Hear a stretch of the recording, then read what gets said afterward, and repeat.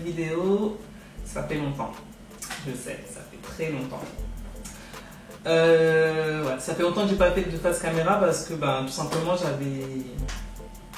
ne savais pas quoi vous dire de plus de ce que je vous ai déjà dit au niveau de la pâtisserie. Je ne savais plus quoi vous dire, quoi. Voilà, je bégaye parce que ça fait longtemps que je n'ai pas tourné tout simplement.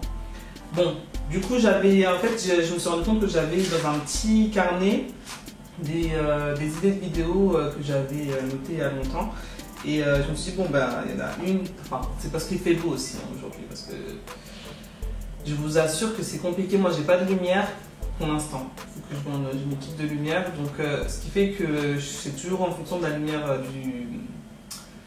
du soleil, quoi, de la lumière de la vie, la lumière du jour, enfin bref, on s'en fout. Donc du coup, ce qui fait que quand il fait moche, moi ma cuisine elle est dans le noir. On dirait qu'il fait nuit toute la journée, donc je peux pas tourner. Même les recettes c'est compliqué. Et il faisait vraiment pas beau en ces jours-ci, donc j'ai pas pu tourner. Et en plus, je n'avais pas d'idée. Donc voilà, l'un dans l'autre. Voilà. Et donc je me suis dit, bon là, il faut que je trouve un truc à vous dire parce qu'il fait beau, j'ai envie de tourner, ça fait longtemps, etc. J'ai pas une part de l'habitude. Donc je me suis dit, bon. Il faut qu'on trouve absolument une idée. Le titre de cette vidéo, c'est pourquoi mon gâteau est raté. Donc j'en ai raté des gâteaux, j'en rate encore. Attendez. Allô? Oui, t'as raison. Et moi aussi. On a tous les deux raison. D'accord? Oui ou non? Tu vois? Eh ben t'as pas raison, t'as pas raison, c'est moi qui ai raison. Si toi tu veux pas dire que j'ai raison, moi je te dis pas que t'as raison. Et moi aussi c'est prouvé, j'ai une ticket qui prouve qu'il y a un restaurant indien et toi-même tu m'as dit que tu l'as vu de tes yeux que c'est un restaurant indien maintenant. Donc.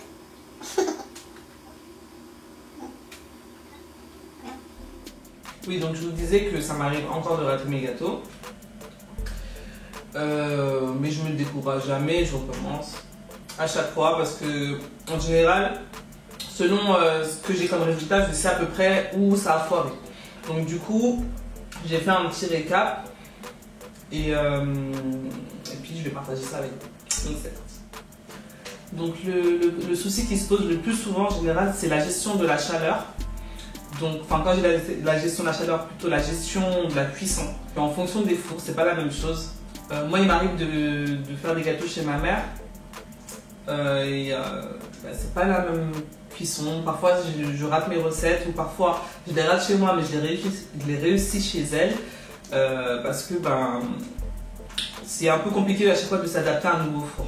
Donc, il y a le four à gaz. Donc, c'est celui où on vient allumer avec l'allumette ou le truc là. Enfin, pour moi, ça, c'est des fours un peu à l'ancienne. Je sais pas si. Je pense que ça existe encore. Je me rappelle, j'avais ça chez ma mère il y a longtemps. Mais moi, je sais plus. Enfin bref, j'avais ça chez ma mère, je sais plus quand. Et c'est compliqué parce que souvent la flamme elle est en bas. La chaleur est mal répartie parce que en fait la flamme est en bas, donc forcément c'est plus chaud en bas qu'en haut au niveau du four. Et donc la mauvaise répartition de la chaleur fait que le gâteau il pousse. Enfin, il cuit pas de la même façon partout.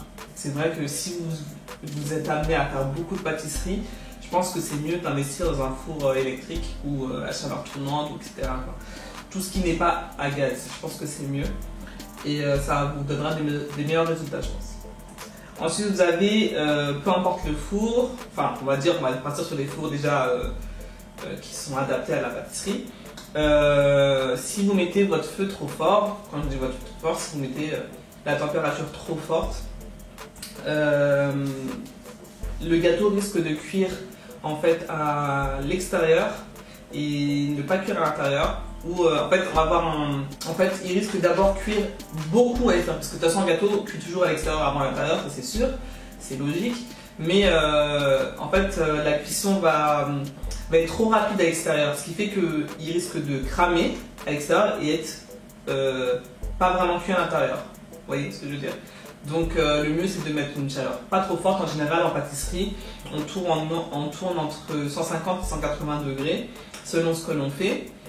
Mais voilà, tout ce qui est gâteau dans les moules, enfin les génoises, etc., enfin tout ce type de gâteau-là, en général c'est 180 degrés. Et après vous gérez au niveau du temps. Voilà. Moi en général je mets toujours 180 degrés pour ce type de gâteau. Et puis après, si vous par contre vous mettez votre feu trop... pourquoi je dis feu? Je sais pas si c'est un truc antillais ça. Vous mettez votre température trop basse. Donc si vous êtes en dessous de 150, ce que vous risquez de faire, c'est déjà d'avoir une cuisson très très longue. Donc il va falloir laisser votre gâteau très longtemps et en plus il va devenir sec parce qu'il va perdre de l'humidité, parce que ça va durer trop longtemps. J'ai une copine qui faisait ça, mais à ce moment-là je ne faisais pas trop de gâteaux, j'en faisais de temps en temps, mais j'étais pas très investi comme maintenant. Et je me dis pourquoi son gâteau il a pris 3 heures à cuire. Mais ouais, faut pas faire ça, faut que le gâteau en fait, faut pas qu'il cuise trop vite. Parce que, enfin, faut pas le laisser pas assez de temps au four parce que il sera pas bien cuit, mais il faut pas non plus qu'il reste trop longtemps dans le four parce qu'il va perdre de l'humidité et il va devenir sec. Et en plus, vous allez avoir une croûte très épaisse.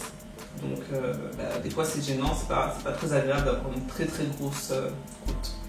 Alors, le deuxième problème qui peut arriver, c'est d'avoir mal dosé, d'avoir fait des dosages inappropriés par rapport à tel ou tel ingrédient. Donc ce qui se passe le plus souvent, on a une petite logique qui est fausse, c'est sur la levure. Donc on pense que plus on met de la levure, plus le gâteau va gonfler. Alors c'est pas faux, mais en fait il va gonfler. Donc si vous mettez, je sais pas moi, 2 sachets de farine pour un gâteau, je sais pas moi, de 15 cm, un petit gâteau de 15 cm de diamètre, votre gâteau il va gonfler, mais il va exploser. Enfin, c'est logique. Il va tellement avoir de bulles d'air dedans avec la levure qu'on aura insérée, qu'on aura incorporé. Il y aura énormément de bulles d'air et votre gâteau il va gonfler, mais il va finir par exploser. Et quand je dis exploser, c'est pas forcément exploser comme une bombe, hein, mais il va monter et puis d'un coup, vous allez regarder votre four et votre gâteau il sera retombé. En fait, ça aurait explosé, mais vous n'aurez pas vu. Enfin bref, ça voudrait dire que en fait, toute l'air est sortie, n'est pas resté incorporé dans le gâteau et votre gâteau va retomber. Donc on se dit, mais c'est bizarre, j'ai mis 2 sachets de levure et mon gâteau il est comme ça. Il est tout petit. C'est logique, c'est parce que vous avez mis trop de levure et donc votre gâteau il a gonflé, mais après il retombe. Il faut vraiment mettre la dose appropriée de levure pour telle ou telle quantité. En général, un gâteau de 15 cm, je ne mets pas plus qu'un sachet de levure. Ça dépend quelle recette, mais moi je ne mets pas plus qu'un sachet de levure. Parfois, un demi-sachet de levure ça suffit aussi, ça dépend des recettes bien sûr. Donc un gâteau, plus il va être liquide, donc plus il y aura beaucoup de liquide, de lait, etc. Plus on n'aura pas besoin d'en mettre beaucoup parce qu'il est déjà liquide, donc il va déjà gonfler de base parce qu'il sera, comment dire, déjà un peu aéré, je sais pas comment expliquer. Alors qu'un gâteau qui aura pas mal de beurre, tout ce qui est 4 quarts et tout, là on peut mettre un peu plus de levure parce que comme il est dense, et la levure a du mal à bien évoluer en fait dans ce type de pâte. Bref, en général les recettes sont bien faites sur Google. Google est votre meilleur ami par contre pour les recettes. Donc voilà, toutes les recettes que vous pouvez trouver sur Google ou en vidéo ou sur des livres, etc. Et la quantité de levure en général est bien appropriée. Si après vous voyez qu'il y a que ça mérite un peu plus de levure ou un petit peu moins, et enlever petit à petit. Mais allez petite dose par petite dose et faites plusieurs fois des tests. N'ayez pas peur de faire des tests parce que c'est que comme ça qu'on peut y arriver. Je reçois pas mal de questions où on me demande si je fais ça, genre si je mets telle chose en plus, est-ce que ça va être bien, et des fois je peux avoir la réponse parce que je l'ai déjà testé, mais si je l'ai jamais testé, en fait je peux pas savoir ce que ça donne comme résultat, donc c'est vraiment à vous de tester pour pouvoir savoir, voilà, vous aurez créé une nouvelle recette en fait. Donc n'ayez pas peur de tester et comme ça vous verrez bien le résultat et vous saurez que vous pouvez le faire ou pas. Ensuite il peut arriver qu'on mette trop de farine. Donc Quand on met trop de farine, ce qui peut arriver, c'est que notre gâteau devient très dense et aura de la peine, enfin on va du mal à gonfler. En fait, tout simplement, vous alourdissez votre appareil à gâteau et ça sera comme répercussion, notre gâteau va pas réussir à gonfler parce qu'il sera trop lourd. Alors, le troisième problème qui peut se poser, c'est quand vous incorporez mal vos ingrédients. Vous allez souvent remarquer que je vais commencer par les œufs et le sucre parce que ça s'incorpore, enfin ça se mélange plus facilement. Donc les ingrédients qui vont se mélanger plus facilement, c'est totalement logique, c'est les ingrédients qui sont liquides et les ingrédients secs, et on les met après. J'ai acheté ça. Gingembre, banane, cranberry, noisette. Il y en a qui mangent le gingembre qui arrive. Les gingembre comme ça là, confit, mon Dieu.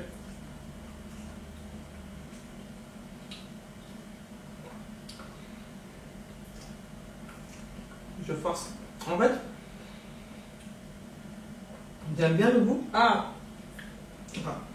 J'aime bien le goût, mais la partie qui pique là, je n'aime pas.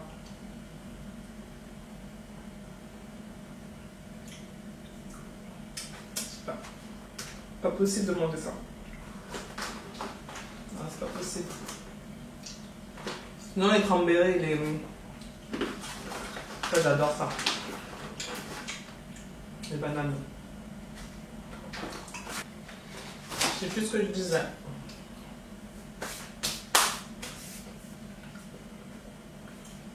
Donc on peut mélanger en général tous les ingrédients secs ensemble. Donc quand je dis sec, c'est farine, poudre d'amande, levure. Qu'est-ce qu'on peut mettre encore? Cacao. Tous ces ingrédients-là, en fait, c'est les ingrédients secs, même pépites de chocolat, des trucs comme ça, mais pépites de chocolat, pas chocolat fondu. Ça, on peut les mélanger à l'avance. Bon, après, le sucre, ça fait partie des ingrédients secs, ça c'est vrai. Mais, comment dire, le sucre fond, je sais pas si vous allez comprendre. En fait, le sucre, en fondant dans le beurre ou dans les œufs, va créer une sorte de petite réaction chimique, entre guillemets. Enfin, ça va changer la texture des œufs ou du beurre. Donc c'est pour ça qu'on préfère les incorporer d'abord, les mélanger eux d'abord avant. Donc ce que je voulais vous dire, c'est qu'il y a un ordre pour incorporer les ingrédients, parce que sinon vous n'aurez pas le même résultat. Donc oui, je vous disais, si vous incorporez, j'espère que je suis pas trop blanche, hein, parce que je comprends pas mon teint là, je vois rien, moi je pas mes lunettes. Oui, voilà. Je vous disais, si vous incorporez d'abord du cacao en poudre avant la farine, ça ne va pas gêner parce que c'est le même type d'ingrédient, vous voyez ce que je veux dire? Mais si vous incorporez, je sais pas, c'est logique pour moi, hein, vous allez mélanger des œufs, vous allez mélanger le sucre, après vous allez mettre de la farine, et après vous allez mettre du beurre en pommade, c'est pas possible, ça va pas se mélanger, ça va avoir vraiment du mal à se mélanger. Il y a des choses qu'il faut mélanger avant parce que ça se mélange plus facilement. Il y a dans certaines recettes où on peut en fait mélanger tous les ingrédients secs et les œufs à la fin. Ça dépend des recettes, ça dépend vraiment des recettes. Je ne peux pas vous donner un ordre précis, mais faites attention à ça. En fait, ce que je voulais vous dire, en fait, après toutes ces explications, c'est qu'il faut vraiment faire attention à la façon dont vous incorporez vos ingrédients. Et selon telle ou telle recette, en fait, vous allez avoir un meilleur résultat dans tel ordre. Et après, dans la même catégorie, aussi, parfois, il y a des ingrédients qui sont mal incorporés. Donc, je peux prendre l'exemple des œufs en neige. Donc, les œufs en neige, en général, c'est des œufs qu'on va. Les œufs en neige, c'est des œufs. Enfin, c'est pas en général. Les œufs en neige, c'est des œufs qu'on aura battus. Je sais pas si tout le monde sait. C'est qu'on aura battu et ça va devenir une sorte de mousse. Quand on les incorpore à une recette, donc en général, c'est à la fin. Parce que c'est une préparation, le fait qu'on les battu, ça devient une préparation assez fragile.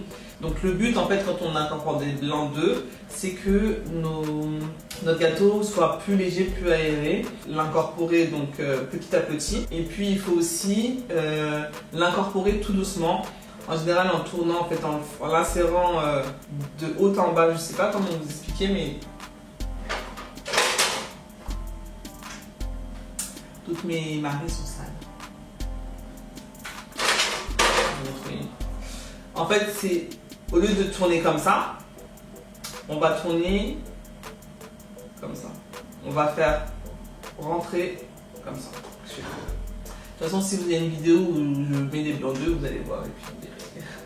Je ne vais pas vous faire une vidéo juste pour ça. Hein. Bref, tout ça pour dire que ben voilà, ça dépend. Il y a certains ingrédients où il faut faire attention à la façon dont on les incorpore pour que ça soit bien mélangé. Alors, il y a d'autres recettes aussi qui peuvent foirer si vous utilisez des ingrédients qui ne sont pas adaptés. Il y a certaines personnes qui sont adeptes du je peux remplacer par ça. Si vous avez tout le temps de la chance et que vous réussissez à chaque fois vos recettes, à chaque fois que vous remplacez un truc par un autre, tant mieux pour vous. Quand je dis ça, c'est pas du style à la place des œufs pour les gens qui sont intolérants aux œufs ou qui ne mangent pas d'œufs, de mettre un autre ingrédient qui remplacera les œufs. Ça, c'est autre chose. Mais je parle du fait que on se dit ah mince, j'ai pas telle chose, bah je vais mettre telle chose, mais ça ressemble, c'est la même chose. Voilà. Je vais vous dire un exemple simple. Si vous mettez du cacao, enfin dans votre recette c'est marqué cacao en poudre. En pâtisserie, le cacao en poudre, c'est du cacao en poudre amer, non sucré. C'est un cacao qui sera plus goûteux. Enfin bref, c'est pour vous dire que c'est un cacao qui est fait vraiment pour les pâtisseries et qui donnera ce goût chocolaté à votre gâteau. Beaucoup de personnes qui vont utiliser du Nesquik pour faire des gâteaux au chocolat. Et je pense que la majorité des personnes pourront dire que ce n'est pas très chocolaté au final, parce que ben, c'est un chocolat qui n'est pas fait pour ça. C'est un chocolat qui est fait pour faire pour se mélanger à du lait, pour le boire comme ça. C'est pas fait pour les pâtisseries et c'est coupé avec du sucre. Enfin voilà, vous ajoutez en fait plus de sucre que de cacao dans votre gâteau. Qu'est-ce que j'ai comme d'autres exemples? Il y a certaines recettes où vous n'allez pas pouvoir incorporer des trucs style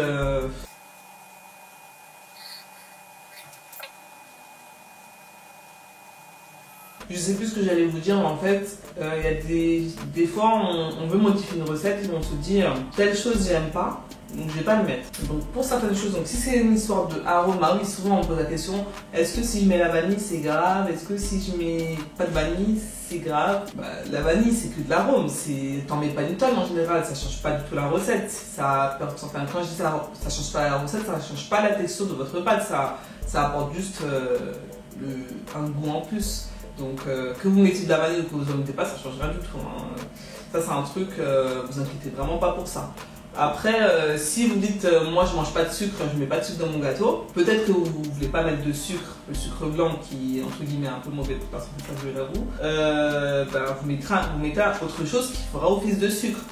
Quand je dis autre chose, c'est pas du sirop d'agave parce qu'en fait c'est pas la même consistance, ça apporte pas en fait la même texture, voilà. Parce qu'en fait il y a aussi une histoire de texture. La pâtisserie en fait c'est un peu de la chimie. Et donc il se passe des sortes de petites réactions chimiques entre les ingrédients. Et si vous mélangez un truc qui n'a rien à voir, donc si à la place d'une recette avec du sucre, vous mettez du sirop d'agave, au final vous attendez pas à avoir...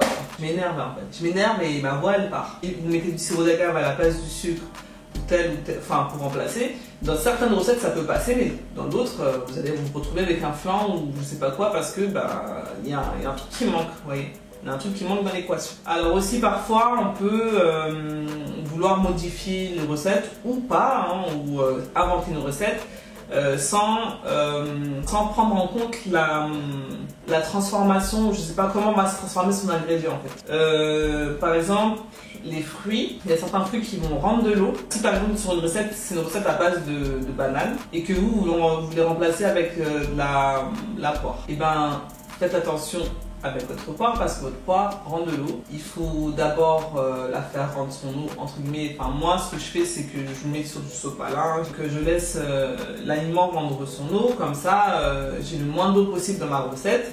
Et si par exemple j'ai besoin d'incorporer des poires dans une crème pâtissière ou dans une crème mousseline, enfin bref un truc comme ça, ou de la crème au beurre ou je sais pas, faut vous attendre à ce que y a une sorte de un petit sirop qui soit dans votre crème. Et des fois ce petit sirop peut délier votre crème et en fait elle peut trancher à cause de ça. Donc faites très attention à ça. Pareil, si on veut incorporer des fruits dans un gâteau pour le faire cuire, ben voilà, il y a des gâteaux qui vont complètement fondre, qui vont perdre de leur forme, qui vont pas tenir, ou voilà, donc faut faire attention à tout ça. Et puis la cinquième chose que j'ai notée, c'est d'avoir le mauvais matériel, de ne pas avoir des moules adaptés par exemple, des moules de mauvaise qualité ou des moules trop usés. Voilà. Donc il faut faire attention parce que ça joue aussi sur le résultat de votre gâteau. Donc voilà, je crois que je vous ai tout dit. Je sais pas combien de temps j'ai parlé. Je sais pas, j'espère que ça vous aidera, que ça vous a un petit peu aiguillé sur certaines choses. Peut-être vous avez raté votre gâteau, vous ne saviez pas pourquoi. Et puis voilà, j'ai tout dit. Donc voilà, n'hésitez pas à me suivre sur les réseaux sociaux, j'ai mis tout ça en barre d'infos. Vous pouvez aussi partager ma vidéo, la liker si vous avez aimé. Et la liker aussi si vous en voulez d'autres de ce même style, face caméra, où je vous explique, on discute un petit peu, voilà. Qu'est-ce que je voulais vous dire d'autre? Voilà, il n'y a plus de soleil, vous voyez. Il n'y a plus de soleil, donc là je peux plus finir ma recette, c'est mort. Et demain il fait moche, donc je peux même pas finir ma recette demain. Enfin, bref. Donc, ce que je voulais vous dire, c'est que voilà, quand vous ratez vos gâteaux, ne soyez pas découragés. Ça arrive à tout le monde, même aux plus grands. Je ne me mets pas dans les plus grands, mais voilà, ça arrive à tout le monde. En fait, la pâtisserie déjà de base, ça part des ratés. On rate des choses et des fois on ne voulait pas faire ça mais on fait un truc bien. N'hésitez pas à recommencer, mais c'est juste qu'il faut savoir où on a raté, qu'est-ce qui est un problème, enfin où il y a un problème pour pouvoir s'améliorer. Mais sinon, n'ayez pas peur de rater, ça arrive à tout le monde. Même dans la vie en général, on rate souvent des choses. Et le but, c'est de savoir se relever, de recommencer. Donc voilà, j'espère que la vidéo vous aura plu. Je vous dis à bientôt pour une prochaine vidéo. Et surtout, pâtissez bien. On dirait que je vais finir la vidéo pour manger ça. À chaque fois que je vois le gingembre, je vais aller manger. Ah, peut-être si je mange avec un truc. Ça passe bien avec les gingembre. Les noisettes, j'aime pas la noisette, donc pas le gingembre.